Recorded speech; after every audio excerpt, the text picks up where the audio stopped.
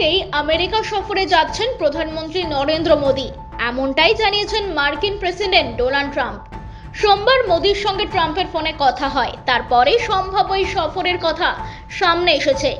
সোমবার ফ্লোরিডা থেকে joint base অ্যান্ড্রুজে ফিরছিলেন ডোনাল্ড ট্রাম্প।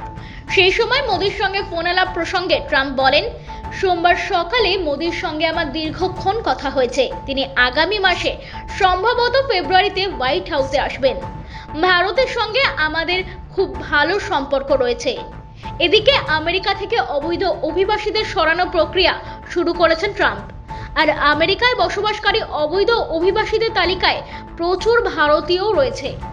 এই বিষয়ে প্রশ্ন করা হলেও ট্রাম্প বলেন, ভারতীয় অভিবাসীদের ফিরিয়ে নেওয়ার ক্ষেত্রে সঠিক পদক্ষেপই নেবেন প্রধানমন্ত্রী নরেন্দ্র মোদী। দুই রাষ্ট্রনেতার আর কি বিষয়ে কথা হয়েছে তা নিয়ে ট্রাম্পকে প্রশ্ন করা হলে তিনি উত্তরে বলেন, সবকিছুই উঠে এসেছে ফোন আলাপে। ট্রাম্পের সঙ্গে ফোন আলাপের বিষয়টি এক্স হ্যান্ডেলে জানিয়েছেন স্বয়ং মোদীও।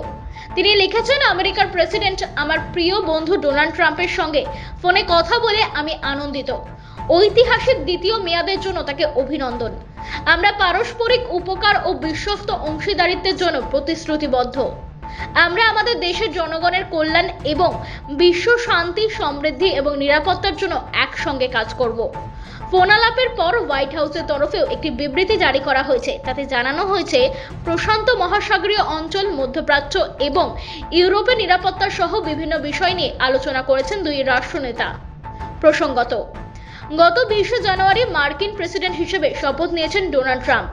দ্বিতীয়বার আমেরিকার আসনে বসার পর ট্রাম্প ও মোদীর মধ্যে এটি প্রথম ফোন আলাপ। ট্রাম্পের শপথ গ্রহণে উপস্থিত ছিলেন না মোদী।